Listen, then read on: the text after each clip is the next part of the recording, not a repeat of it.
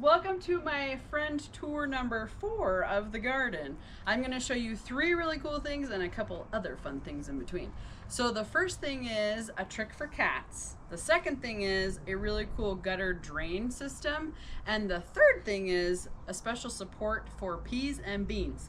Come along and I'll show you all this fun tour.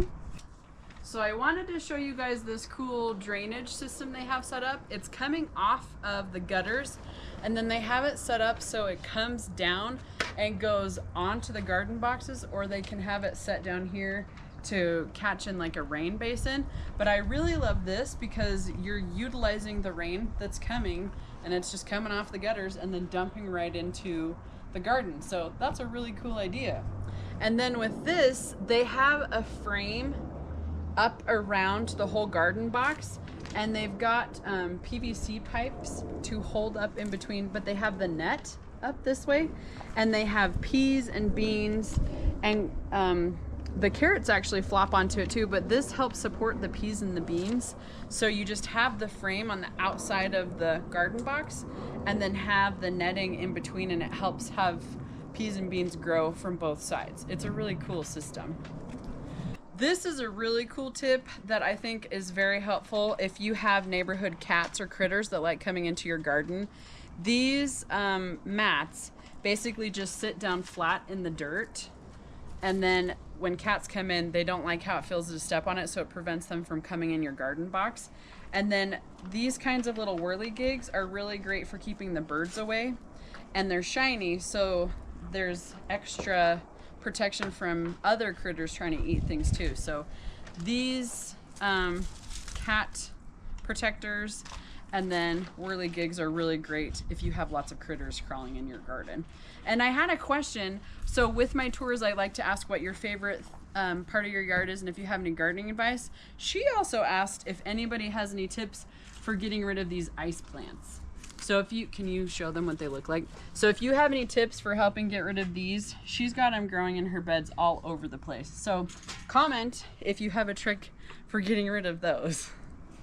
One of the pieces of advice that my friend wanted to share with her garden is let things go to seed. So this is lettuce that is going to seed, and then she also lets the carrots go. All of the carrots that she grew in her garden were from previous seasons, just letting the carrots go to seed. So save some of your plants to let them go to seed so you can collect them, and then you have never-ending seeds in your garden. I spy some plums, and there's just a couple apples. So in Nevada, you basically get apples, apricots, peaches really every other year. So last year they got a ton, and this year they got 5, my friend counted. One of the tips my friend wanted to share with her fruit trees is using Sevin. This is in the dust form, and this is the spray form. They use this to spray on their fruit trees to prevent lots of pests from attacking their fruit. I love this little front area because it is always so full. She's got plants that are during the spring, during the summer, coming into fall, and her mums are so full right now. Orange and yellow and red. And these roses came from her mom, so she's had them for a really long time. And I love having flowers from family members to be able to keep that tradition. And while we're here, I can come over here and show you this. They've got lots of berries, blackberries, boysenberries, raspberries. This is their setup in the front. I think these are boysenberries, but it's got a really good strong bush that has been here for a very long time.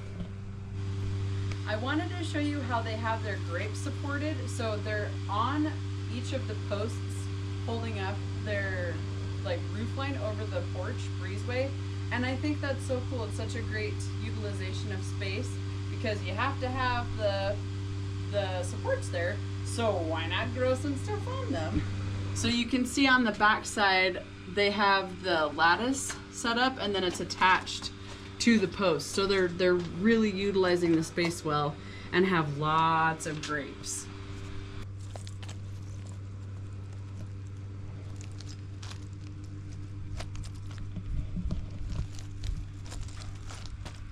So this cute little dog bone shaped planter is my friend's very favorite part of her yard, and I got to help her with this project. It was full of really overgrown jellies that had been here literally forever.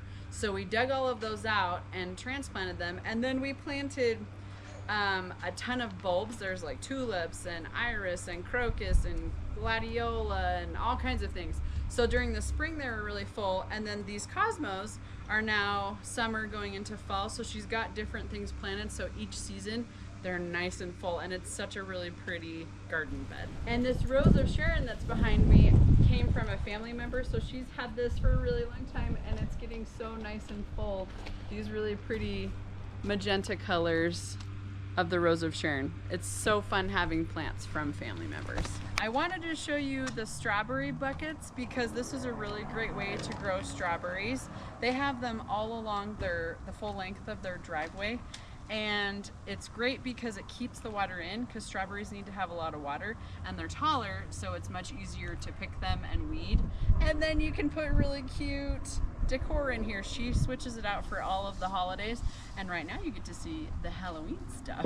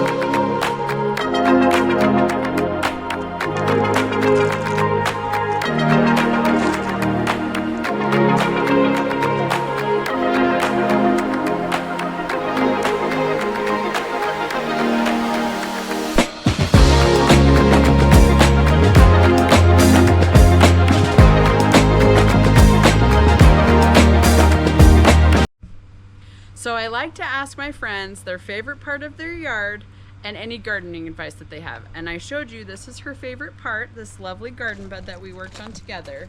And then for her advice, she said, just let your plants do their own thing. You can kind of let them grow and do their own thing. You don't have to baby them too much. I showed you the spray. She likes that Sevin spray for the bugs. And then in February and March, she puts 2 bags of manure on top of each of her garden boxes. She lets that soak in during the winter time, and then when spring comes, they till it in so it's nice and mixed into the soil. But during the winter time, she just dumps it and lets it soak in on its own with the snow melt. And then she also, I showed you back there, she lets things go to seed. Her radishes, carrots, beets, and chives were all from previous seasons. She just kept the seeds and let them do their thing, and they spread on their own.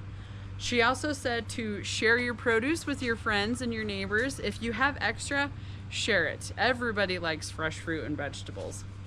And also eat your produce. So they had extra carrots and potatoes this last week, she said, and they made corned beef and cabbage. So they were able to eat something you don't usually eat during the summertime, but she had extra potatoes and carrots in her garden, so they ate it anyway.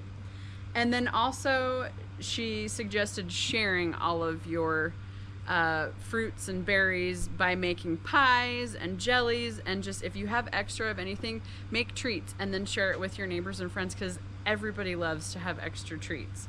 So I hope you liked all of those tips, the little cat trick, the extra rain gutter storage, and then also being able to have extra supports for peas and beans, and all of the fun ways that they garden in their yard. I like just showing ideas so that we can think about what works. Hi, buddy. We can see what works, and it gives us ideas. And when you find something that works, share it and let other people know so that we can share the tips and be able to learn gardening together. Happy gardening!